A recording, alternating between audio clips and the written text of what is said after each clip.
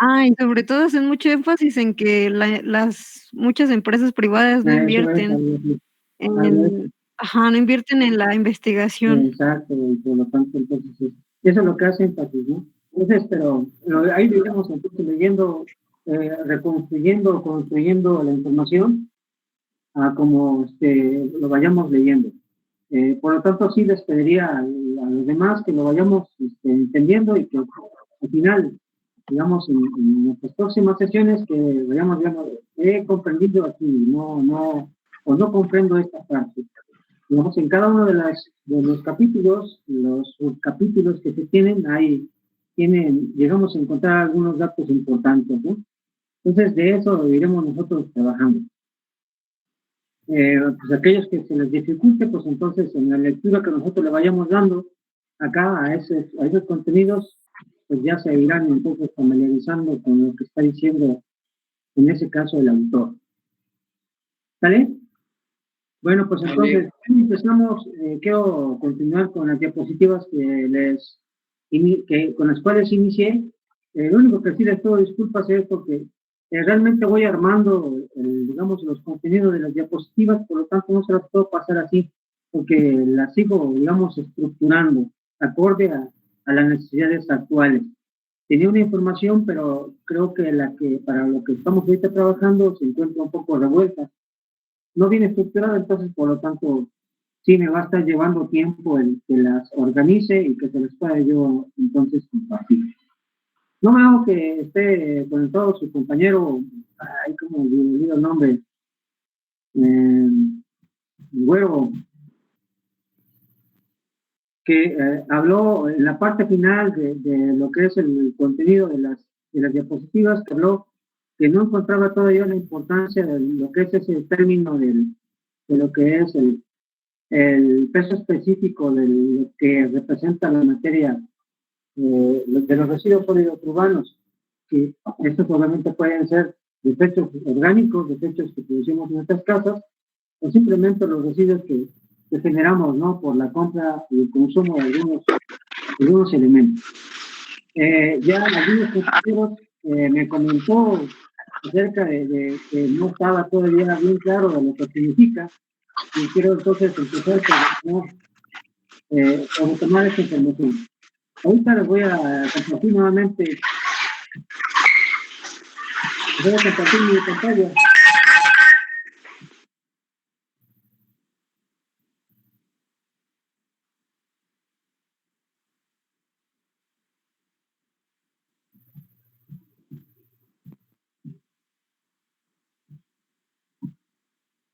Y retomamos lo que ahí se menciona acerca de lo que representa este término.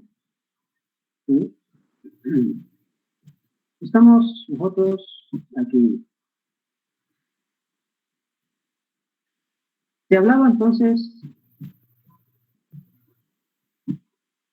llegamos a esta parte de las propiedades físicas de los materiales que encontramos, ¿no? Como residuos sólidos urbanos.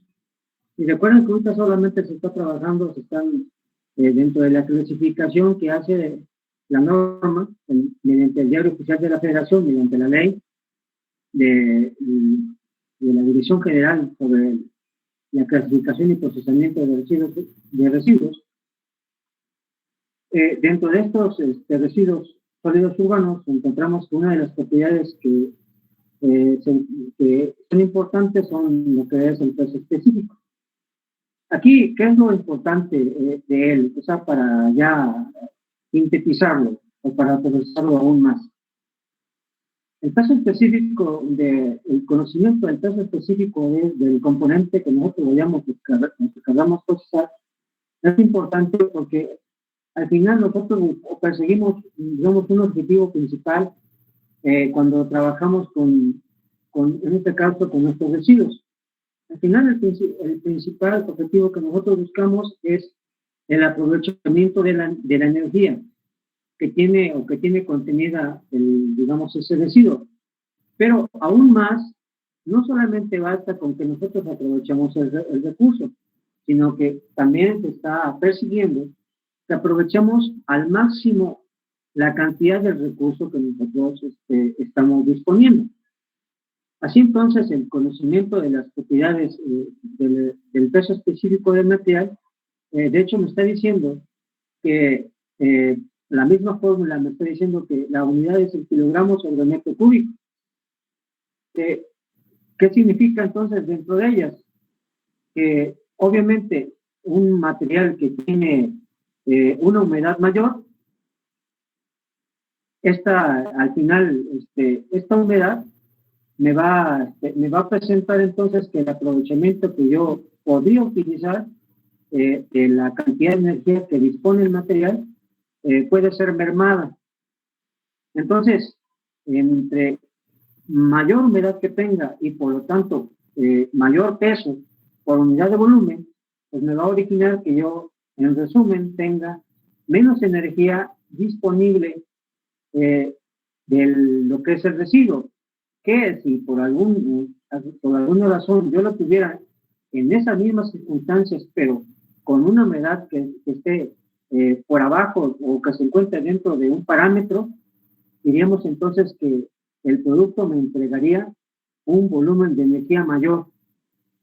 Eso es lo que me está diciendo, entonces, digamos, en una forma muy general o más comprensible, la importancia del conocimiento del peso específico de ese material. Entonces, profesor, entiendo que un material con menor cantidad de humedad produce más gas, ¿verdad? Con mayor energía, tiene contenida mayor energía.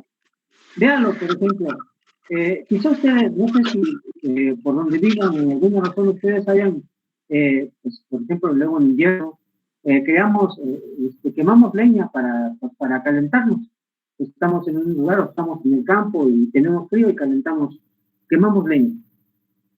Si la leña está, digamos, muy seca, la encontramos bien seca, completamente seca, veríamos entonces que la flama es más constante, no provoca entonces chispas que estén saliendo, y obviamente entonces digamos, el volumen de esa leña me sirve o me alcanza como para que me genere más calor y por lo tanto también me dura más tiempo el calor que yo tengo contenido ahí, que si yo hubiera utilizado leña, digamos, húmeda todavía, y entonces esa me va a producir bastante humo, me va a producir chispas y voy a quemar más leña para producir el mismo efecto. Yo voy a requerir de mayor volumen, en este caso de leña, para acondicionar el lugar donde yo quiero estar o me encuentro. A eso, esa es la importancia del peso específico. Ya más adelante, en alguno de los ejemplos de las diapositivas que les muestre, creo que va a quedar todavía aún más claro.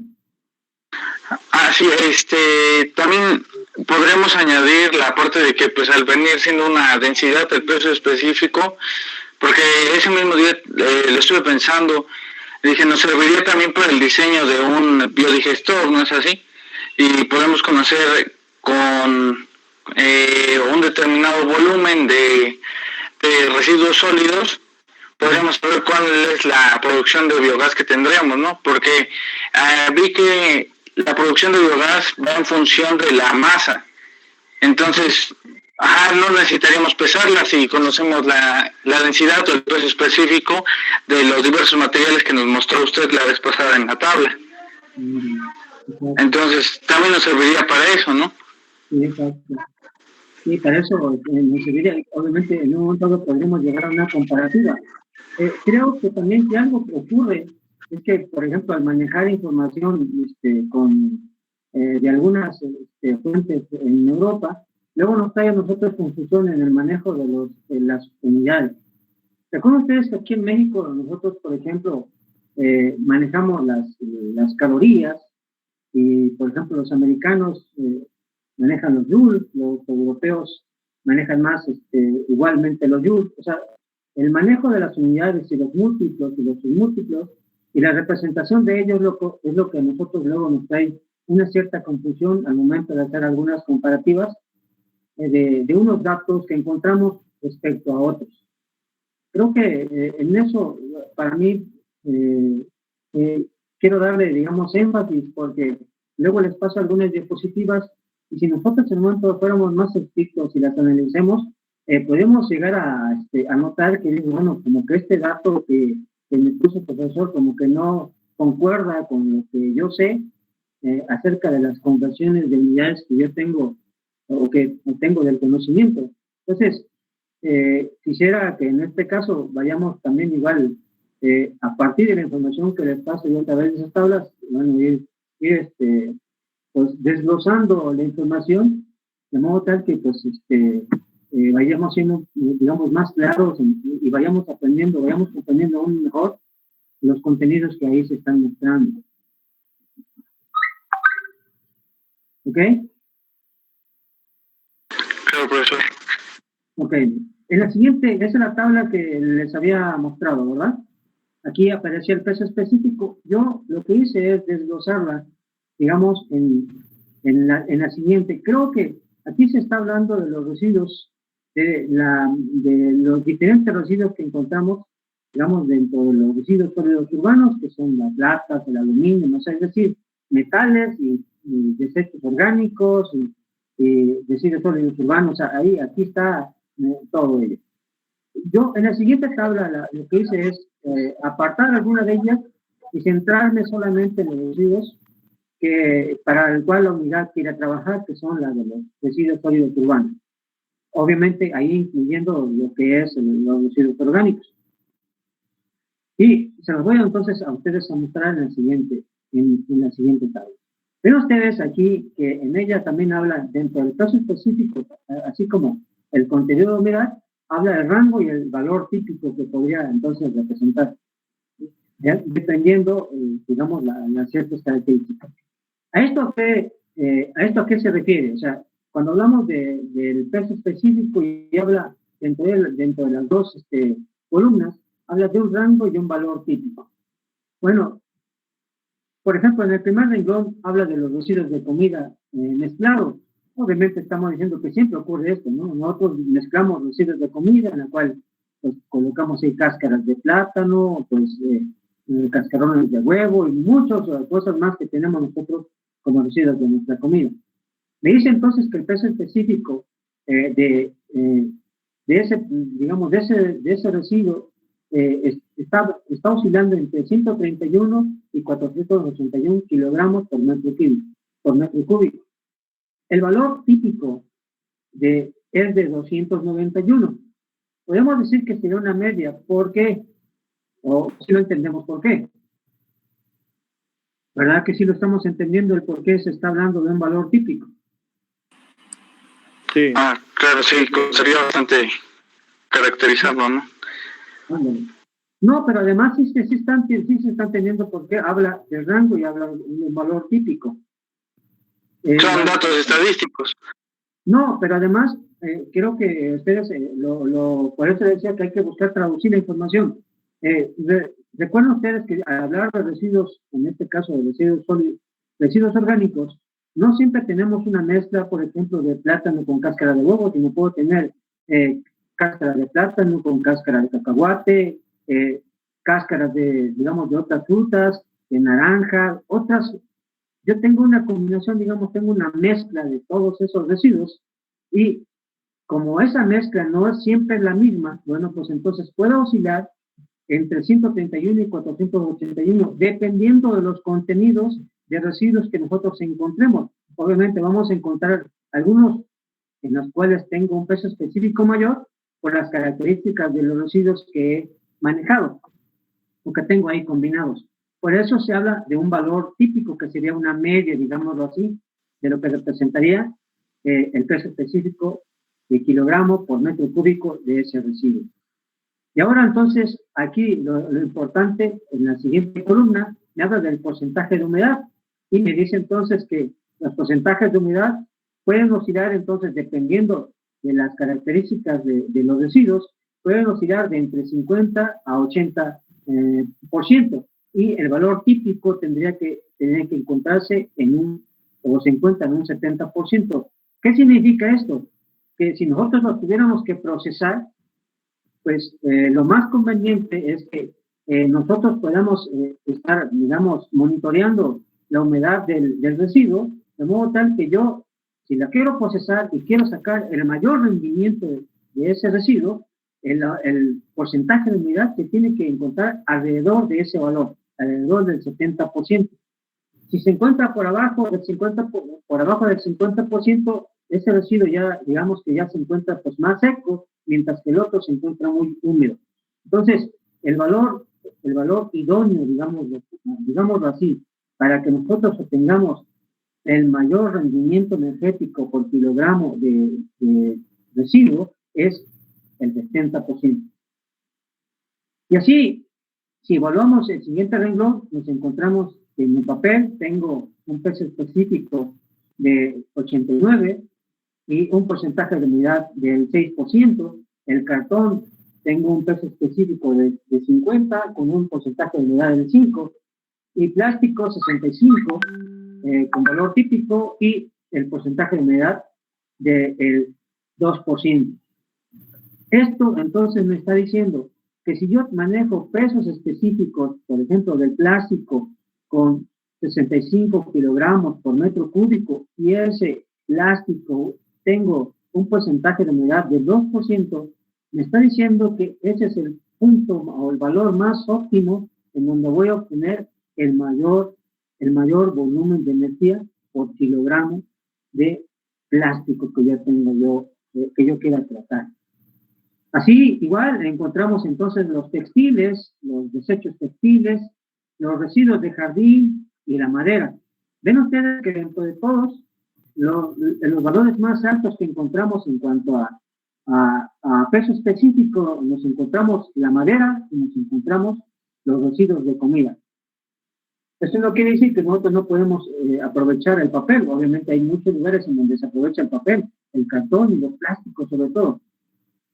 Tenemos entonces ahí la importancia de lo que representa el peso específico de la madera y el porcentaje de humedad, que se va a encontrar entre el 15 y el 40%, y el valor típico se tiene que dar al 20%.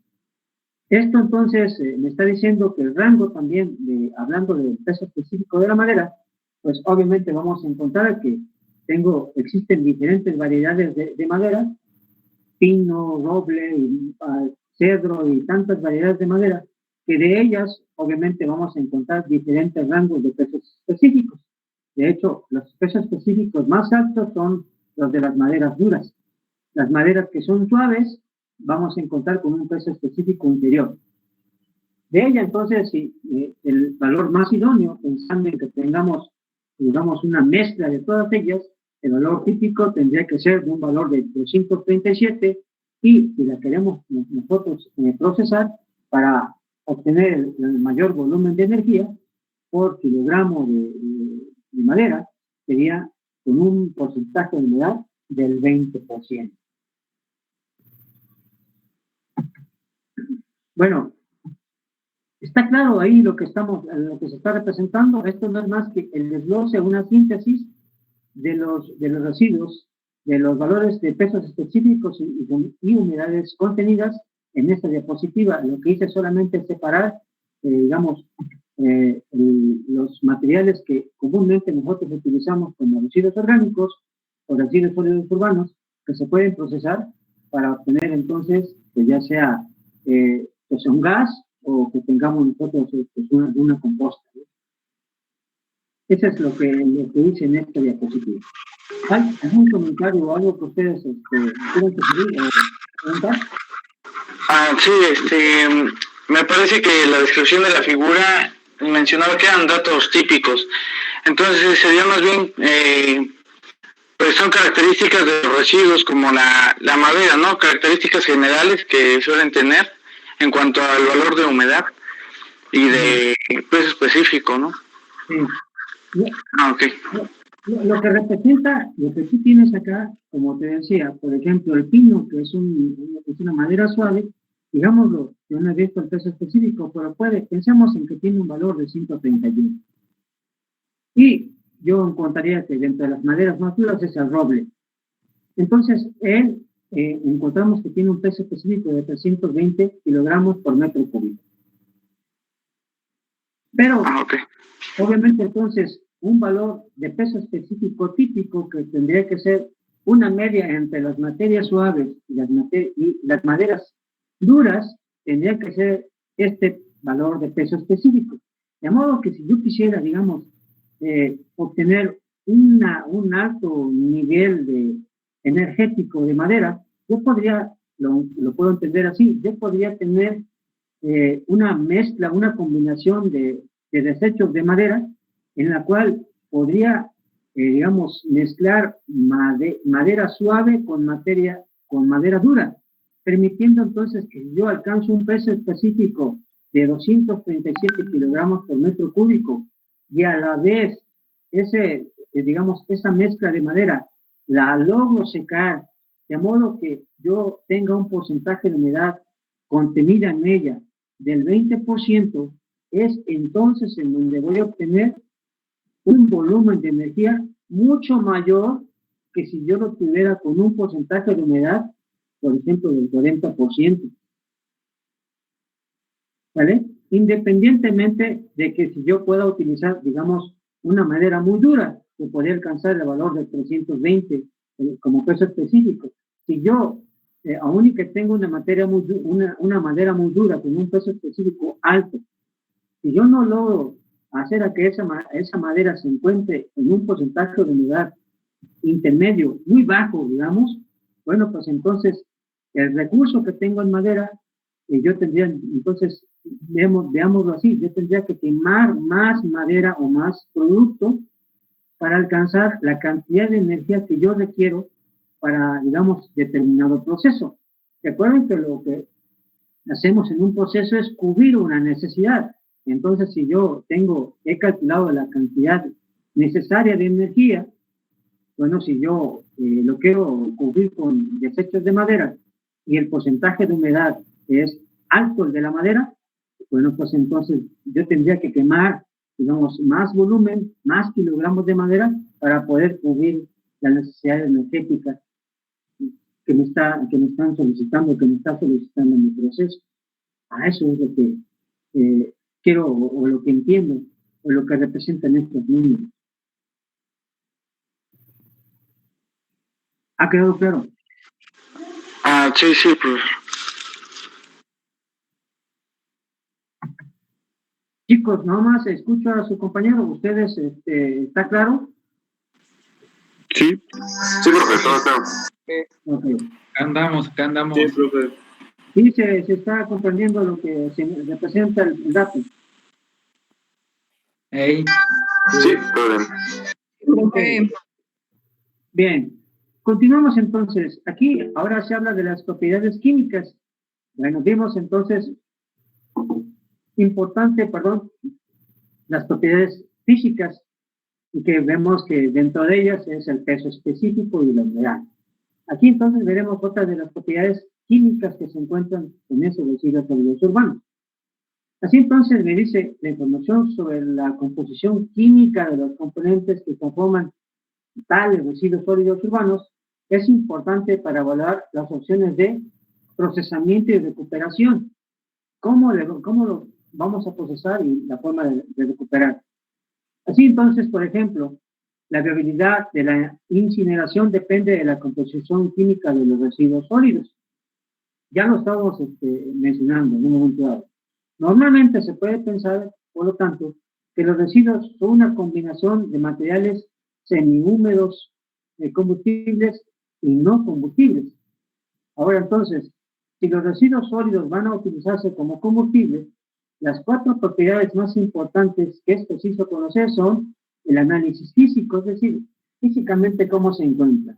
Un material que se encuentra, digamos, aún y que sea un desperdicio que no se encuentre contaminado, que no se encuentre sucio, es importante, pues que entonces el procesamiento de ese residuo pues es más óptimo. El punto de fusión de las cenizas, digamos, hasta qué temperatura el producto alcanza a convertirse completamente en ceniza. Sí, obviamente al pasarlo por un proceso el producto no queda completamente convertido en ceniza, quiere decir que parte del producto pues, simplemente ha quedado crudo y no estoy aprovechando al 100% las características químicas o las propiedades químicas que tiene el producto. También, obviamente, el análisis del elemento y, muy importante, el contenido energético. Ellos son, digamos, los 4 valores importantes en las propiedades químicas de los residuos sólidos urbanos. Aquí he hecho un desglose. Estos datos los saqué de alguna fuente, de algún libro que encontré. Y obviamente entonces estos datos, por eso les decía que para nosotros es importante el conocimiento de la información.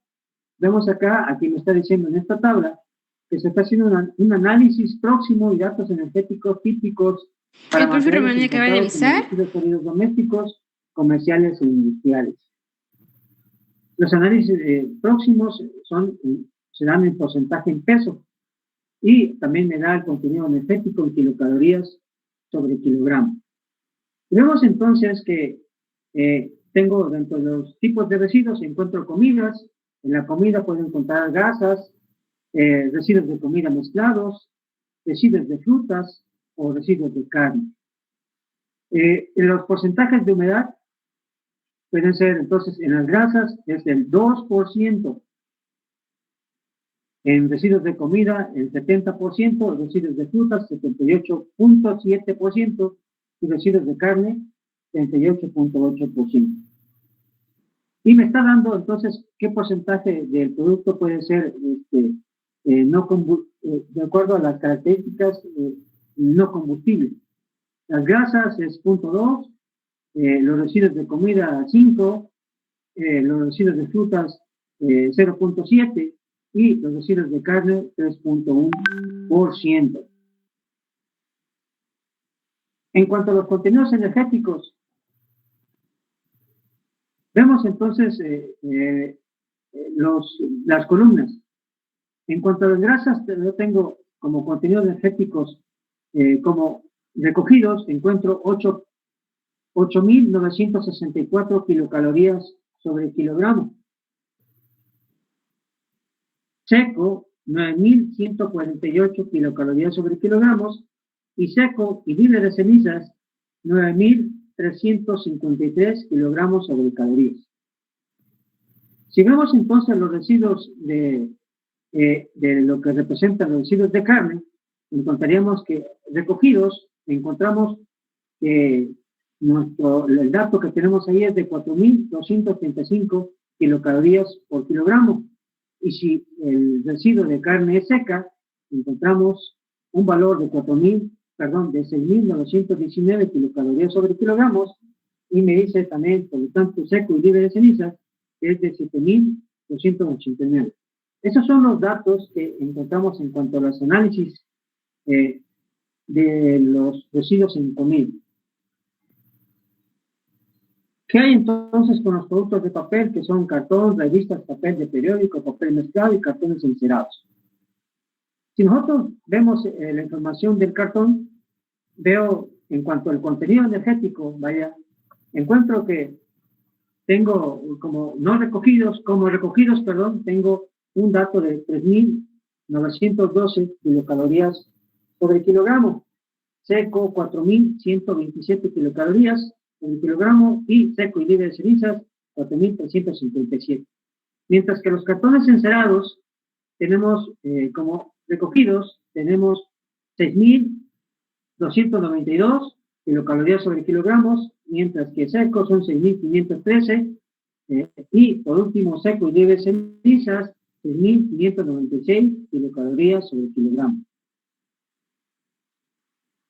Esto entonces, ¿qué nos dice entonces? ¿Qué nos está diciendo? Este dato, digamos, ¿cómo lo procesamos o cómo lo comprendemos mejor? De la tabla podríamos deducir que entre menor sea el contenido de humedad, mayor será el el contenido energético de la materia, ¿no? Y que además las cenizas no hacen más que, pues, digamos, estorbar al proceso, ¿no?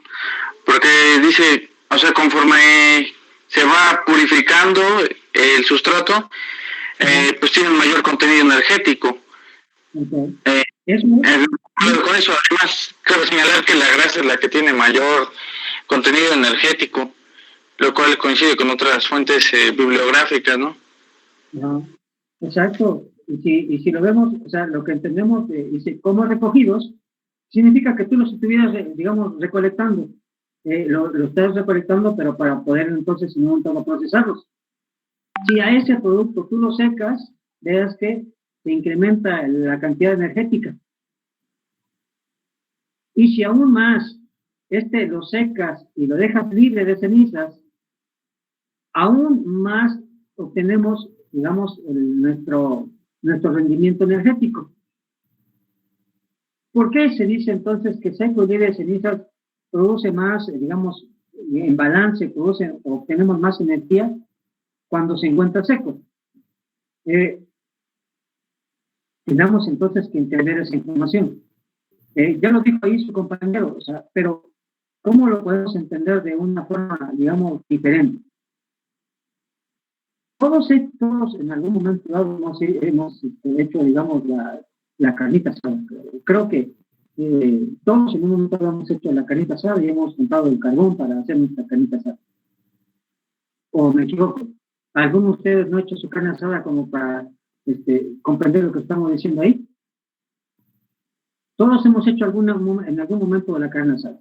Hemos visto entonces que pasamos a comprar nuestro carbón y simplemente lo que hacemos es echarle lumbre y obtener entonces el calor de la energía calorífica que tiene ese carbón. ¿Qué hace la ceniza o qué provoca la ceniza dentro de lo que es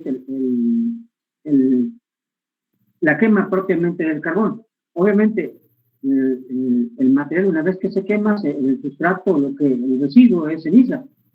Pero así como se va quemando, se está convirtiendo en ceniza.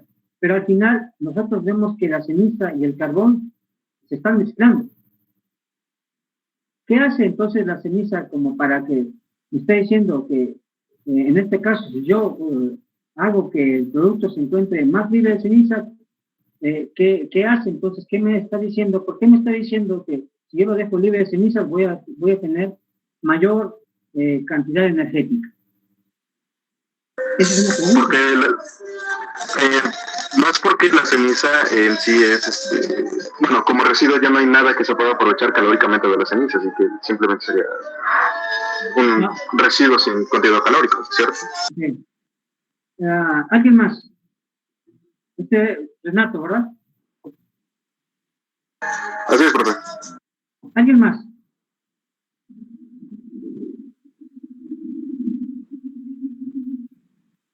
Ya su compañero dijo porque simplemente ya no tiene nada de poder calorífico lo que es la ceniza, y es decir, ya simplemente es un desecho. Pero, ¿alguien más? ¿Por qué si lo dejo libre de cenizas voy a incrementar mi poder calorífico, mi poder energético? Vamos, chicos, vamos. Tendrá que ver con eso que mencionó Christopher sobre la pureza de determinado residuo o su refinamiento en sí, ¿no? Las propiedades del mismo no se aprovechan igual si llega a haber digamos, excedente. O sea, está por demás las cenizas, no cumple con lo mismo, con las propiedades que puede llegar a tener o aportar en contenido energético. Muy bien, muy bien. Ya participó usted. También... Es como, bueno, yo lo entiendo como si fuera una interferencia, ¿no? Es eso. Pues interfiere con su función.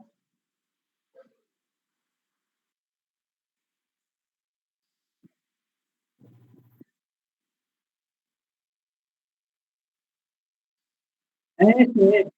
Bien. Eso es lo que creo que es lo más acertado. No sé si ustedes han visto, quieren apagar para que haya una buena combustión necesitamos un porcentaje óptimo de oxígeno y obviamente fuego. Pero si nosotros queremos, ya nos vamos, ¿ves? Nos dicen, si va usted a la Malinche y hace su fogata, asegúrese de apagar su fuego, ¿no? Su fogata. ¿Con qué la apagamos? Echamos tierra, ¿no? Correcto, entonces, la ceniza que hace dentro de lo que es el carbón, dicho así, mencionándolo así, ¿qué es lo que hace? Pues ahogarlo. Es como si yo lo quisiera apagar. Sí, disculpe, relacionado a la combustión en sí, pues sí, la ceniza pues evitaría el paso del oxígeno y por lo tanto no podría haber una combustión efectiva, ¿verdad? Nada más que en esta cuestión de el procesamiento de los residuos para producción de biogás, pues se parte de una fase sí que sí es aeróbica, pero después se pasa a la fase anaeróbica, entonces ella no deseamos que tenga oxígeno. Bueno, sí, también sería el otro procesamiento que tendríamos, ¿no? Efectivamente, sí. Pero a lo que le estamos viendo, ahorita lo que estamos viendo es la cantidad energética que podemos nosotros alcanzar con los diferentes residuos que nosotros manejamos. ¿Okay? Profe, por lo que, bueno, de medio entendí es que la ceniza se podría decir que es la cantidad, bueno, los componentes inorgánicos que no pueden fungir ahí como combustible. Y que no contribuyen. Ajá. Exacto. Y al haber la ceniza hace un valor de interferencia en la combustión de lo que es el producto. Por lo tanto, entonces, lo que hace es reducir la eficiencia de la cantidad de energía que tú le puedes obtener, de modo tal que si lo tienes, cada vez que lo tengas tú, digamos, procesando en un ambiente libre de cenizas, lo que vas a estar haciendo es lograr que aprovechemos, pues le extraigamos realmente la cantidad de energía más óptima a lo que es el contenido del residuo. Se busca, digamos, lo que quiero entender acá al final es eso, que busquemos siempre ser lo más óptimos posibles en las características del material para que nosotros le podamos extraer el mayor volumen de energía que contiene el producto, pero por las características físicas que tiene o el procesamiento que le podemos estar dando, vamos a obtener menor rendimiento o el rendimiento más óptimo. Entonces, el que conozcamos nosotros esas características nos va a permitir aprovechar de mejor forma el recurso. Creo que hoy ya son 5 minutos para la hora. Lo vamos a dejar por hoy aquí. Sí les quiero ahora mencionar, chicos, creo que ya les mencioné al principio. A partir de hoy vamos a empezar a trabajar mediante el correo institucional. Dentro de las actividades que le vaya pidiendo a ustedes, lo van a tener que ir subiendo a Classroom. Yo les estaré compartiendo lo que es la clave para que ustedes puedan subir sus actividades. Y obviamente entonces nos estaremos trabajando de una manera formal en lo que es mediante estos correos. Los institucionales por parte de ustedes y también el institucional por parte mía. Y obviamente ya Classroom lo haremos a través de esta forma. Creo que, de acuerdo a la información de los profesores, creo que la mayoría de ellos se encuentra trabajando con el correo institucional, entonces eso me obliga a mí a que yo también lo trabaje de esa forma. Tal, entonces, creo que es la información que les quería compartir y después seguiremos entonces trabajando con ello y iremos también a la vez yendo a la traducción, a la comprensión del contenido de ese libro. Por lo tanto, los invito, chicos, a que dense su tiempo, un ratito que tengan ustedes libre y que traten de leerlo.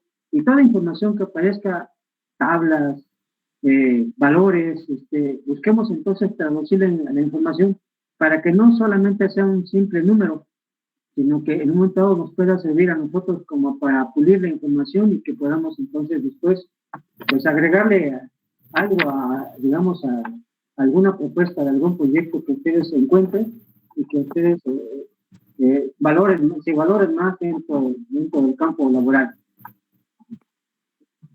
¿Ok, muchachos? Creo que sí. Ok, perfecto. Sí, profe. ¿Qué les han comentado? Mañana tenemos clase. No. Es suspensión, ¿no? Pues Sí, está marcado en el calendario escolar. ándale, sí. Pero ahora les pregunto, ¿ustedes quieren que tomemos clase mañana? No, Pues no, profe. Bueno, Día, No me profe. salía, profe. Lo que diga la mayoría. es un día, profe.